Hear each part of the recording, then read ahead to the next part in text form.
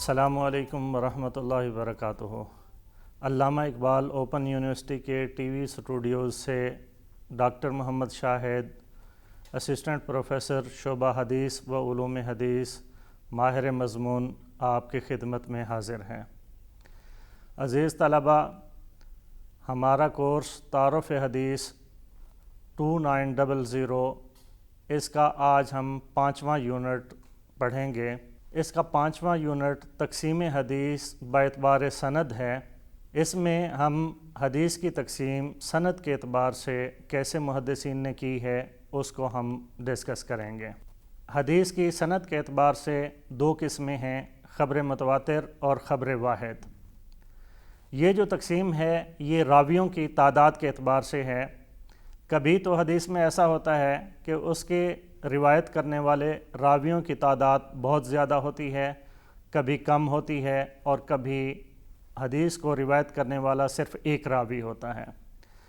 اگر حدیث کو روایت کرنے والے راویوں کی تعداد بہت زیادہ ہو تو وہ خبر متواتر ہے۔ تو خبر متواتر کی اصطلاحی تعریف یہی ہے کہ ایسی حدیث جس کو ایسی جماعت روایت کرتی ہو جس کا جھوٹ پر متفق ہونا عقلاً اور عادتاً ممکن نہ ہو۔ تو اس تعریف سے ہمیں متواتر کی کچھ شرائط معلوم ہوتی ہیں۔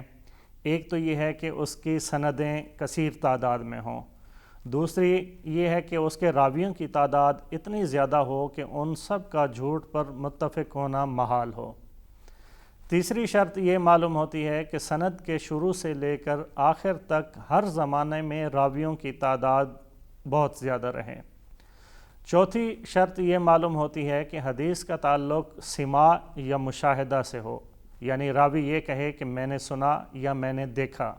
اسی طرح پانچویں شرط یہ معلوم ہوتی ہے کہ اس سے ایسا علم حاصل ہو جس کو مسترد کرنا ناممکن ہو۔ تو عزیز طلباء، آپ کے سامنے خبر متواتر کی تعریف سامنے آئی کہ جس کو روایت کرنے والے اتنے زیادہ ہوں جن کا جھوٹ پر متفق ہونا عادتاً اور عقلاً ناممکن ہو۔ متواتر کی پھر دو قسمیں ہیں، متواتر لفظی اور متواتر معنوی۔ متواتر لفظی ایسی حدیث ہے کہ جو راوی اس کو نقل کر رہے ہیں تو ہر زمانے میں نقل کرنے والے راویوں کے الفاظ ایک جیسے ہوں، تو یہ متواتر لفظی ہے۔ جیسے حوض کوثر سے متعلق احادیث ہیں، اور اسی طرح من کذب علی متعمداً، یہ جو روایت ہے اس کو 60 سے زائد صحابہ کرام نے نقل کیا ہے۔ متواتر معنوی، جس میں الفاظ تو ایک جیسے نہ ہوں لیکن معنی ان سب کا ایک جیسا ہو، تو اس کی مثال دعا میں ہاتھ اٹھانے کی احادیث ہیں کہ ان کے الفاظ تو ایک جیسے نہیں ہیں لیکن مجموعی طور پر جو مفہوم ہے وہ تواتر کی حد تک پہنچتا ہے۔ تو عزیز طلباء، متواتر لفظی یہ ہے کہ بہت زیادہ راوی ایک روایت کو ذکر کرتے ہوں اور ان کے الفاظ بھی ایک جیسے ہوں، اور متواتر معنوی وہ ہے کہ الفاظ تو ایک جیسے نہ ہوں لیکن معنی ایک ہی بنتا ہو۔ خبر متواتر کی حیثیت کیا ہے؟ تو اس کی حیثیت یہ ہے کہ اس سے علم یقینی حاصل ہوتا ہے اور اس پر عمل کرنا ضروری اور واجب ہوتا ہے۔ اب سوال یہ پیدا ہوتا ہے کہ متواتر کے راویوں کی تعداد کتنی ہو؟ تو اس بارے میں محدثین کا اختلاف ہے۔ بعض نے کم از کم 10 بتلائی ہے اور بعض نے 70 بتلائی ہے کہ جس حدیث کو اتنے راوی روایت کریں تو وہ متواتر کے درجے تک پہنچتی ہیں۔ دوسری جو قسم تھی وہ خبر واحد تھی۔ خبر واحد کے بارے میں ہم نے پڑھا کہ خبر واحد ایسی حدیث ہے کہ جس میں راویوں کی تعداد متواتر حدیث کے راویوں کی تعداد تک نہ پہنچتی ہو۔ تو آگے اس کی تقسیم ہے کہ اس کی 4 قسمیں ہیں، خبر مشہور، خبر مستفیض، خبر عزیز اور خبر غریب۔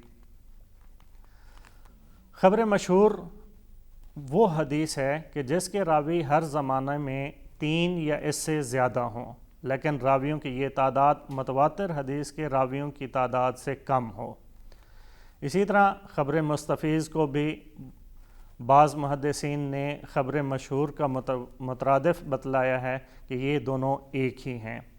تو مستفیض کا اصطلاحی معنی بھی یہی کیا جاتا ہے کہ ایسی حدیث جس کے راویوں کی تعداد ہر دور میں کم از کم 3 ہو۔ بہت باریک سا فرق محدثین نے کیا ہے، لیکن وہ آپ اگلی کلاسز میں پڑھیں گے۔ خبر عزیز، عزیز کا لغوی معنی نادر ہے، اور محدثین کے اصطلاح میں عزیز ایسی حدیث ہے جس کے راوی ہر طبقہ میں 2 ہوں۔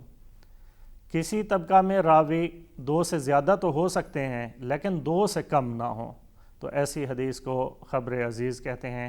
اور خبر غریب وہ حدیث ہے کہ جس کی صرف ایک سند ہو، یعنی اس کا راوی ایک ہو، جیسے بخاری کی پہلی روایت ہے انما الاعمال بالنیات، تو اس کو روایت کرنے والے صرف ایک راوی ہیں، حضرت عمر رضی اللہ تعالیٰ عنہ، اگرچہ بعد میں راویوں کی تعداد یعنی دوسرے یا تیسرے طبقے میں بہت زیادہ ہو جائے، لیکن اس کا جو پہلا راوی ہے وہ ایک ہو، تو ایسی حدیث کو خبر غریب کہتے ہیں۔ تو عزیز طلبہ، یہ جو خبر واحد ہے یہ بھی حجت ہے اور قابل قبول ہے۔ بہت ساری مثالیں ہیں قرآن سے بھی اور احادیث سے بھی کہ خبر واحد کو قبول کیا جاتا ہے۔ مستشرقین کا خبر واحد کے حوالے سے بھی اعتراض ہے، اور اسی طرح منکرین حدیث کا بھی خبر واحد پر اعتراض ہے کہ ایک کی حدیث کیوں قبول کی جاتی ہے۔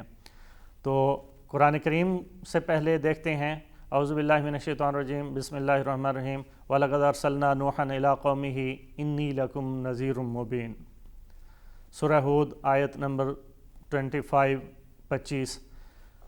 اس میں عزیز طلبہ آپ دیکھیے کہ اللہ تعالیٰ ارشاد فرما رہے ہیں کہ ہم نے نوح علیہ السلام کو ان کی قوم کی طرف بھیجا۔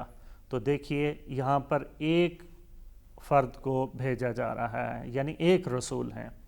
اسی طرح وَلَقَدْ أَرْسَلْنَا مُوسَىٰ بِآيَاتِنَا، اسی طرح سورہ النمل میں ہے وَلَقَدْ أَرْسَلْنَا إِلَىٰ ثَمُودَ أَخَاهُمْ صَالِحًا، کہ اس میں بھی صالح علیہ السلام کو بھیجا اللہ تعالیٰ نے، تو اس کا تذکرہ ہے۔ تو دیکھیے کہ یہاں پر بھی ایک فرد ہے، یعنی ایک پیغمبر ہے، تو ایک فرد کی خبر بھی قابل قبول ہے۔ اسی طرح دور رسالت سے بھی اس پر بہت سارے دلائل اور شواہد موجود ہیں۔ مثال کے طور پر تحویل قبلہ کو دیکھ لیں کہ تحویل قبلہ میں مسلمان نماز پڑھ رہے ہیں، تو ایک آدمی نے آ کے خبر دی کہ قبلہ تبدیل ہو گیا ہے، تو سارے مسلمان انہوں نے نماز میں ہی اپنا رخ تبدیل کر لیا۔ تو یہ دیکھیے کہ ایک آدمی کی خبر کو قبول کیا جا رہا ہے۔ اسی طرح شراب کی حرمت کی خبر ایک آدمی نے دی، تو اس پر صحابہ کرام نے شراب کو ترک کر دیا اور مٹکا توڑ دیا۔ اسی طرح ایام تشریق سے متعلق آپ علیہ السلام نے ایک صحابی کو بھیجا، تو کہ ایام تشریق یہ کھانے اور پینے کے دن ہیں، تو یہ اطلاع دینے کے لیے ایک صحابی کو بھیجا۔ اسی طرح آپ علیہ السلام کی جو خوشخبری ہے کہ جو آدمی حدیث کو سنے، محفوظ کرے اور آگے پہنچائے، اللہ تعالیٰ اس کو سرسبز رکھے، تو یہاں پر عبداً، تو ایک آدمی کا تذکرہ ہے۔ آپ علیہ السلام کا ایک آدمی کو بھیجنا یہ اس بات کی تصدیق ہے کہ خبر واحد قابل قبول ہے اور حجت ہے، اور صحابہ کرام نے بھی اس کو قبول کیا۔ عزیز طلبہ، اس یونٹ کا دوسرا جو حصہ ہے وہ متن کے اعتبار سے حدیث کی جو تقسیم ہے اس سے متعلق ہے۔ پہلی جو تقسیم تھی وہ ہم نے سند کے اعتبار سے دیکھی، دوسری جو حصہ ہے وہ متن کے اعتبار سے ہے کہ متن کے اعتبار سے حدیث کی 3 قسمیں ہیں: مرفوع، موقوف اور مقطوع، یعنی جو آپ علیہ السلام نے ارشاد فرمایا اس اعتبار سے، یا جو متن ہے، جو ارشاد ہے، جو بات ہے، اس حوالے سے 3 قسمیں ہیں۔ نمبر 1 مرفوع حدیث۔